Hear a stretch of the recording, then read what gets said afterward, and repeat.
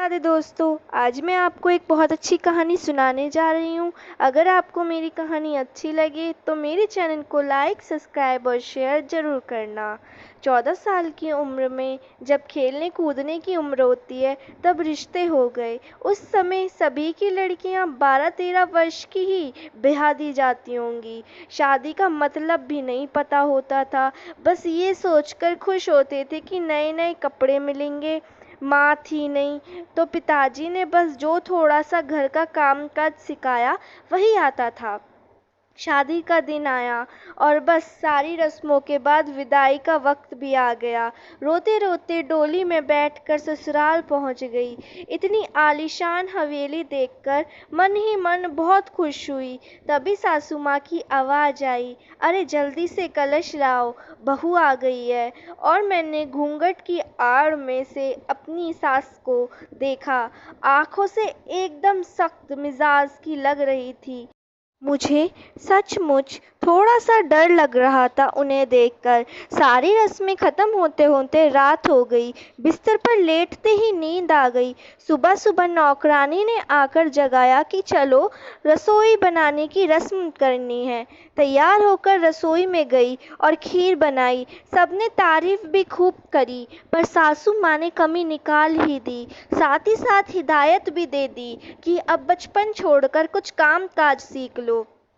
15 दिन बाद मेरे पति को भी हॉस्टल जाना था, क्योंकि वह तब बीए कर रहे थे। खैर, अमर भी हॉस्टल चले गए और मैं अकेली रह गई। अपनी सास और ससुर के साथ पढ़ती। बीच-बीच में अमर की चिट्ठी आती थी, पर पहले सासू माँ के पास जाती थी, उसके बाद मेरे पास आती थी। उम्र कम होने की वजह से इतना फर्क नहीं पड़ता था। मैं अकेलेपन का साथी उस आम के पेड़ को मानती थी। हाँ, वही आम का पेड़ जो हवेली के पीछे के आंगन में लगा था। उस आम के पेड़ के नीचे एक कच्ची मिट्टी का कमरा भी बना हुआ था, पर वो पेड़ फल नहीं देता था, इसलिए सारी हवेली वाले उस पेड़ को बांझ कहते थे। पर मुझे ना जाने क्यों उस पेड़ से बहुत प्यार था। जब काम से निपटती तो कुछ फुर्सत मिलती तो उस पेड़ के पास जाकर बैठ जाती और उस पेड़ को अपने साथी मानती थी। उसको देखते हुए मैं अपनी सारी थकान भूल जाती थी। 2 साल बीत गए और मैं 16 की हो गई। अमर की भी पढ़ाई पूरी हो गई। आज अमर वापस आ रहे थे। सासू माँ ने सुबह से ही तैयारी कर रखी थी, खुद ही रसोई में जाकर सारा जायजा ले रही थी। मैं भी बहुत खुश थी कि अब मुझे अकेले नहीं रहना पड़ेगा। 16 श्रृंगार के साथ मैं पूर्ण स्त्री की तरह महसूस कर रही थी। आज मांग का सिंदूर कुछ अलग ही लालिमा लिए हुए था। शायद वह लालिमा मेरे चेहरे पर भी दिख रही थी। तभी तो मेरी सासू माँ ने मुझे कहा कि जाकर काला टीका लगा लो, अपनी नज़र उतरवा लो। अमर आ गए हैं। हवेली की हलचल से पता चल रहा था। मुझे खाने पीने से निवृत्त होकर सब आराम करने चले गए। अम्र भी कमरे में आ गए और मैं बस शर्म से लाल हुए जा रही थी। तभी अम्र ने मुझे तोहफा दिया, एक सुंदर लाल रंग की साड़ी। पर मेरे लिए तो अम्र का वापस आना ही सबसे बड़ा तोहफा था। हमने ढेर सारी बातें की, जिनमें कुछ शिकायत थी, कुछ प्यार था। समय बीतता गया और 2 साल कैसे बीत गए पता ही नहीं चला। अमर और मैं एक दूसरे के साथ बहुत खुश थे। एक दिन अचानक पता चला कि मेरे पिताजी बहुत बीमार हैं। अमर मुझे लेकर तुरंत रवाना हो गए। पिताजी मुझे देखकर बहुत खुश हुए और जैसे मेरे लिए ही अपनी सांसों को रोक रखा था। और फिर अमर के हाथ में मेरा हाथ देते हुए वो इस दुनिया से विदा कर गए। अब मेरा सब कुछ अमर और उसका परिवार ही था। समय गुजरता गया और अमर ने अपनी लॉ की पढ़ाई भी पूरी कर ली और अब वो सरकारी वकील कहलाने लगे थे। पर भगवान ने मुझे अभी तक संतान सुख नहीं दिया था। अभी तो सासू माँ दबी जुबान में बोलती थी, पर धीरे धीरे उन्होंने अपना रुख कड़ा कर लिया। अमर बहुत व्यस्त रहते थे अपने काम से। वो मेरे पीछे सारा दिन पड़ी रहती थीं। धीरे धीरे सारे गांव में यह बात फैल गई कि हवेली की बहू बांझ है। तीर की तरह चुभता था ये शब्द मुझे। कुछ नहीं कह पाती थी, सिर्फ आंसुओं से दिल हल्का करती थी। अमर मुझे दिलासा देते थे, पर लोगों का व्यवहार अंदर ही अंदर मुझे खोखला कर रहा था। अभी मेरी उम्र ही क्या थी, सिर्फ 19 साल, और लोगों ने मुझे बांझ बना दिया।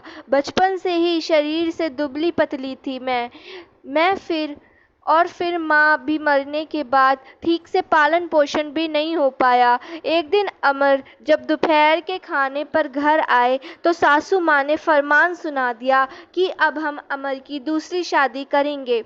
उफ, इतना बड़ा धोखा अमर कैसे दे सकते थे मुझे। नहीं, ऐसा नहीं हो सकता। यह सब नहीं होने वाला। अमर, कुछ बात करनी है आपसे। मैं थका हुआ हूँ। धानी, मुझे सोने दो। अमर, क्या आप दूसरी शादी करेंगे? धानी, मैंने कहा ना, मुझे सोने दो। थका हुआ हूँ मैं तुम सब लोगों की चिक चिक सुनते सुनते।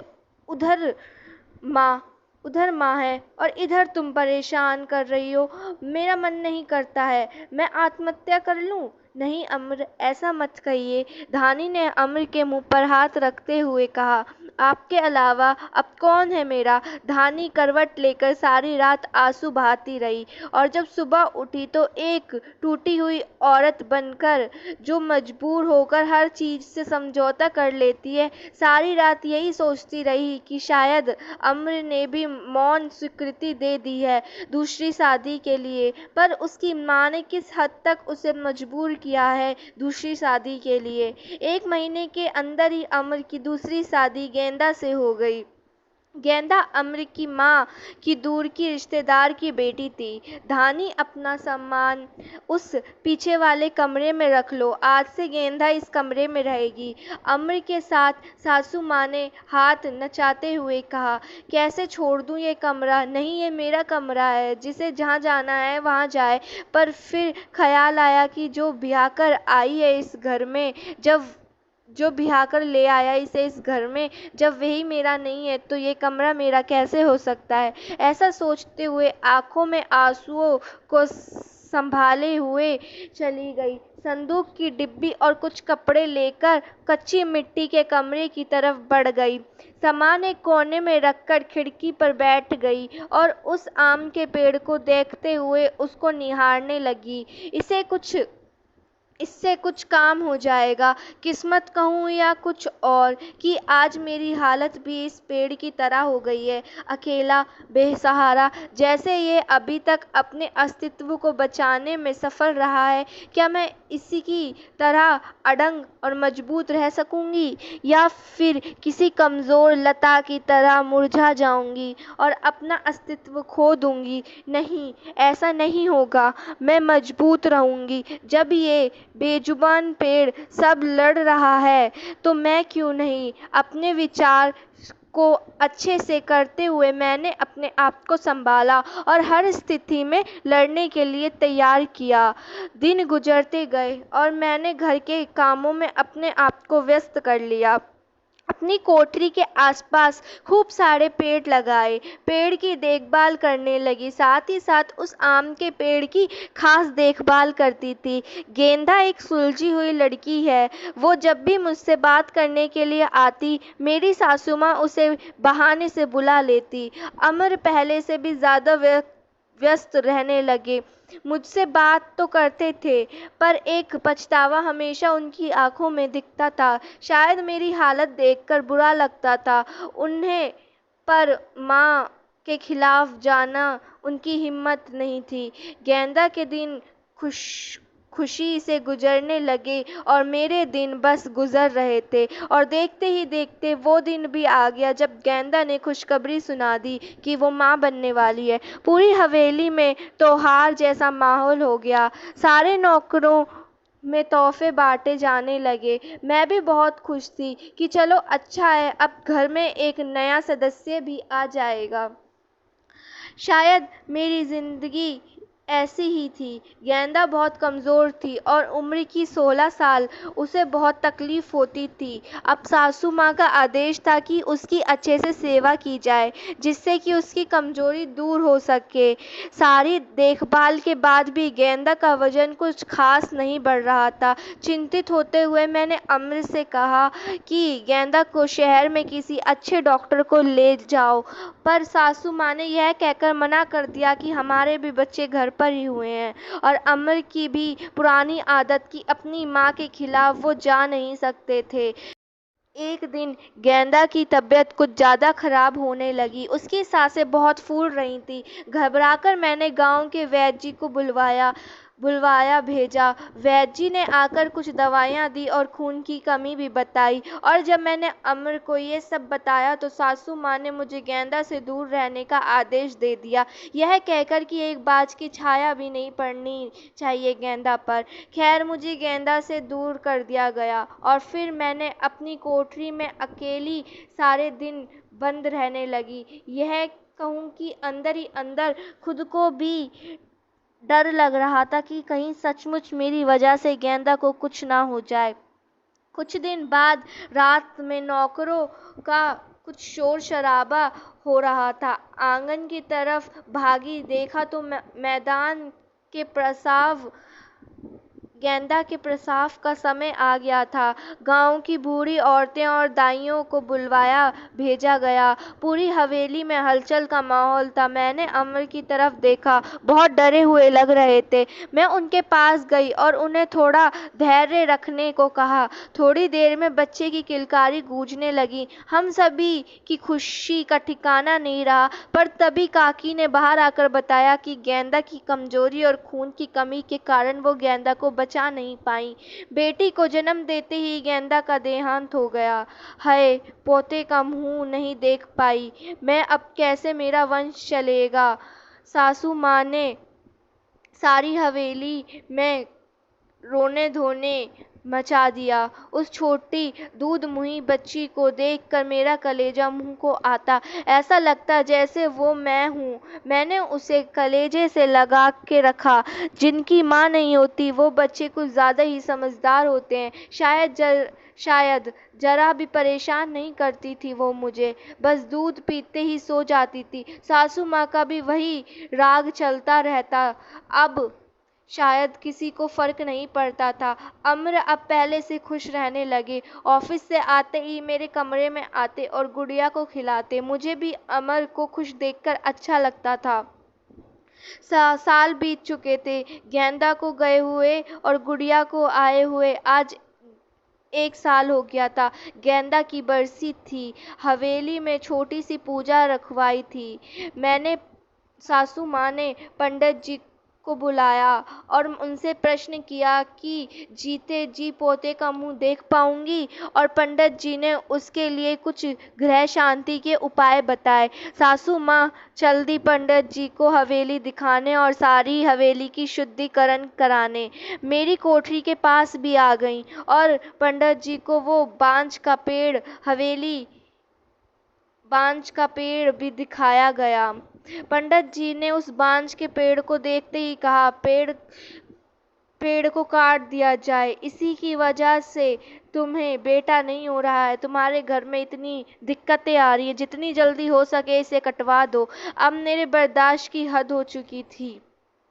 सासू माँ ने नौकरों को बुलाया कि आज इस पेड़ को काट ही डालो। मुझे कुछ समझ नहीं आ रहा था कि क्या करूँ। मैं अपने सुख दुख के साथी को बचाऊं। जैसे ही वो कुल्हाड़ी लेकर पेड़ काटने लगे, मैं फुर्ती से भागकर उस पेड़ से लिपट गई और विनती करने लगी कि पेड़ को मत काटो, पर वो लोग नहीं मान रहे थे। मैं रोती जा रही थी, पर किसी को तरस नहीं आ रहा था। तभी किसी ने मुझे खींचकर धक्का दिया और मेरा सिर पत्थर से टकराकर सिर में खून की धारा निकलने लगी। ये देखकर अमर से रहा नहीं गया और उन्होंने सबको वहां से हटा दिया और तुरंत मुझे अस्पताल ले गए। मलहम पट्टी के बाद मुझे होश आया। डॉक्टर साहिबा सामने खड़ी थी और अमर को कुछ समझा रही थी। सासू माँ भी वहीं थी और उनके चेहरे से पता चल रहा था कि उन्हें अपने किए पर अफसोस है। डॉक्टर, क्या अब हम इसे घर ले जा सकते हैं? अमर ने पूछा। हाँ, आप इन्हें ले जा सकते हैं, पर ख्याल रखिएगा कि अब ऐसा दोबारा ना हो, क्योंकि ऐसी हालत में ऐसे गिरना ठीक नहीं होता है। ऐसी हालत? डॉक्टर, क्या हुआ? अमर ने घबराते हुए डॉक्टर से पूछा। अरे, आप लोगों को नहीं पता है, अभी ये माँ बनने वाली हैं, तो इनका अच्छे से ख्याल रखिएगा। यह सुनकर किसी को भी यकीन नहीं हुआ। अब बस एक दूसरे को देखते ही जा रहे थे और मैं तो बिल्कुल यकीन ही नहीं कर पा रही थी। सासू माँ की आंखों में पछतावे के आंसू थे। मेरे सिर पर हाथ रखकर बस इतना कहा कि मुझे माफ़ कर दो, और मैं मुस्कुराकर उनसे लिपट गई, जैसे कि अपनी माँ से लिपटी हूँ। पूरे 9 महीने मेरी सासू माँ ने मेरा बहुत ख्याल रखा और मैंने उस पेड़ का।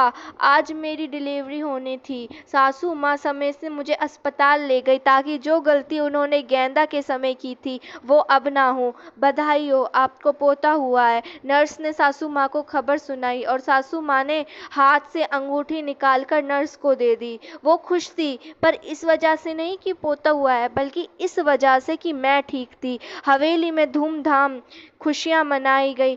सब खुश थे कि आज हमारा परिवार पूर्ण हो गया है बेटी और बेटे के आने से। और एक खुशी कहीं और भी पनप रही थी। वो उस आम के पेड़ में फल आ रहे थे। शायद हम बहुत जल्दी चिंता करने लगते हैं फल मिलने की, पर हर चीज का एक समय होता है। जैसे कुपोषित शरीर और पेड़ दोनों ही फल नहीं दे पाते हैं। धन्यवाद।